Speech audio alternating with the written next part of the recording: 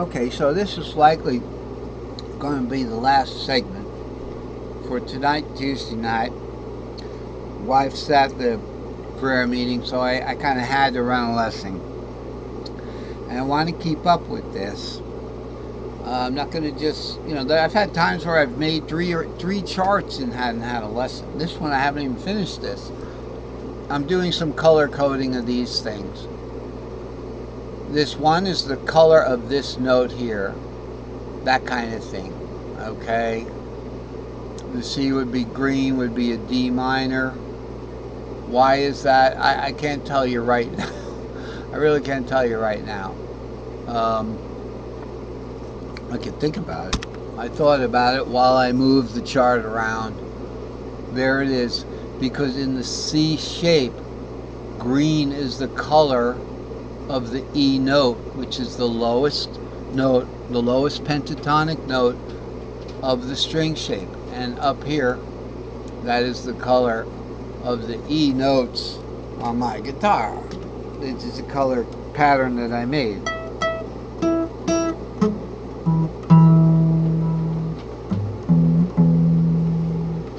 Some of them are light green, some of them are dark green because I messed up. And I had to mix the regular note foot notes with boogie notes that have the whole note shape on the fret. Note foot notes have the note foot on the next on the accidental. So another reason why I should redo that design. Take it off. You take it off. You get a plastic putty knife and you get some glue gone, and get a good pair of glasses, and you take the strings off and you just take the thing off. It comes right off. It should come off fairly easily. By the way, when I put my grid on the violin, I did it wrong. The whole thing just came off in one piece because violins don't have frets. Violins don't have frets. So you can just roll on the notes. It's just I put them wrong and I had to move it a half a step, so I just peeled the whole thing off and put a new one on. So that's what's going on with the note colors. Okay, and I'll show you a picture of my violin. Okay, so here's a picture from my from the Facebook group. Okay, actually this is a picture from my Facebook. So here's the violin notes. Again, there's no fret nuts, so it was most important to know where to put those notes. And there's a formula for that, of how many centimeters in a 36 or 52 centimeter fretboard there, where those note points are. They're actual points. They're not frets. Then I had to extrapolate, okay, we got a note here, we got a note here. How can I make 2 frets out of that? And I made them that long and made them appear like it had frets. So that's how I did that. And by the way, when I went to go to full screen on that, it stopped the recording. So this particular segment is going to be like 12 minutes. Hopefully that'll be okay with YouTube. I think it can't go over 15. So anyway, let's move along. We're going to wrap the subject up. Okay? Remember with the YouTube link.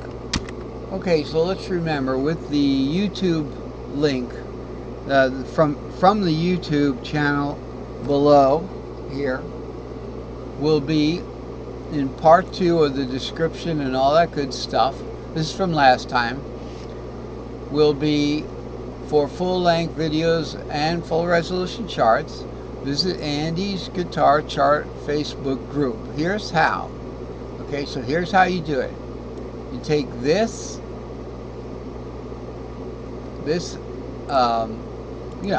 URL, whatever it is, and let's just pretend like this is the URL box. You paste that there, and then you take the group number, the whole number with no spaces and everything, Copy that. Now it doesn't, you don't have to paste it right there right away, but you don't want to go into Zongo land, so you cut that into there and just make it part of that, like that. Make it part of it. That's it. So now it's a bona fide website, right? So you should be able to go to that. In Word, I can say a hyperlink, add hyperlink or something like that. That kind of thing. So I just go insert hyperlink, and it'll have the same thing I just wrote. There it is. And then just click or control click the follow link. Hopefully it'll go to Andy's guitar chart videos. Let's see if we get that. Andy's free guitar chart videos. There it is. So that's how you do that. And you'll see yesterday's lesson. You'll see today's lesson. Here's yesterday's lesson, and it has, hey everyone, it has nice subtitles and everything like that. And then the charts themselves are available. You can download them. You can read about them. And if you join the group, you have a bona fide Facebook account, I'll let you into the group, and you can ask me questions and all that good stuff. So that's how that works. Okay, so we're back, and we're going to wrap this lesson up. It doesn't mean we're done with this subject, by no means. We're going to be working with this setup for a while. It's going to be fun.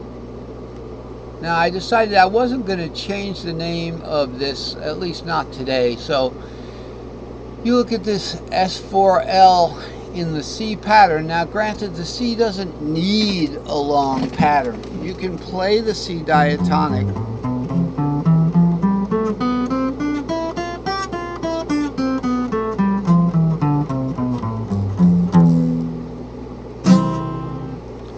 You can play that C diatonic in the short pattern, because the warp brought these guys into play. In the pattern box, these guys wouldn't be there. They'd be over here, right? So we make the long C pattern to start down here on the 3. It's really an S4L. You see, here's your S4L. And notice it has a 3 here. You can hardly see it. Don't worry about this. This is extraneous information. This stuff, I got to get rid of this stuff. Because the string shapes involved here, we have to go over to our big pattern here. I'm going to square it out for you. The S4L is 7. It's E, C, G, and D. This is the S4L. So you can see how this information is extraneous. It really shouldn't be there, because the notes aren't showing for the full string shapes. I'm like a full string shape freak. It has to be a full string shape for it to be labeled, for it to be meaningful. So when I do a ladder pattern, I've got full double string shapes here. Full E. Okay, well, I don't have the E there. Shame on me. But this is a long pattern. This pattern stack was actually for, so this isn't a pure double pattern stack, but the exception is with the long pattern. So this is an X3XL right here, and then an S4L there, then another X3XL on top. You see how we can just play away. We start from the root pattern there, instead of starting here on the root and going like 7 root 2 3 4 5 6 7 root, which would be another, there's another S4L right there. These patterns are everywhere, so they're everywhere. You take advantage of them. Anyway, going back up where we were before, the important thing to remember is that this S4L is really starts on an E shape. Okay, so it's going to go up in fifths and shapes, so it goes E to A to D to G. Okay, string shapes right here. Alright, here's a C string shape. Alright, starting on the 3 here. And then we have a G. Oh, it goes E to C, sorry. E string shape goes to C, because the 5th of E is B, but we go to the augmented. Let's look at this circle. Right here, string shape circle, I put 5ths here for you. So E is going to go to C. When we start the S4L, it's going to be like E, C, then the 5th of C is G, and then the 5th of G is D. So that's our S4L following the circle of 5ths. E goes to C, not B, and going in fourths the other way around. The 4th of D is G. We'll just start from here, and the 4th of G is C, but the 4th of C is F, but we go back to the E. So E goes to C and C goes to F. One's a diminished 4th, one's an augmented 5th, and it keeps it in orbit. It doesn't go off flying into space. You know, it's got to be fitted in there, right? Just the way it works. We want to do things that work. That's why we're doing play away, because it works. Okay, so we'll end up here. If we start, let's say on the E shape here, over here we start on the E shape. All right, we do the beginning of an X3XL starting on root right here, because our E shape's going to be 5, root 3 right there. Here's the fret nut. You see the big long fret nut? Start on that top part of an S3XL's top 2 strings out of 3. Then we're going to play away. We're just going to do that. Here's the S4L, E, C, G, D. But we got to warp it up here, so it's going to take us over. We're going to play away. We're not going to go back for these notes on the open string. We're just going to play right into the next shape, which is the D shape. When we go to the 4 and the 5, we're going to use the 4 and the 5 of the D shape.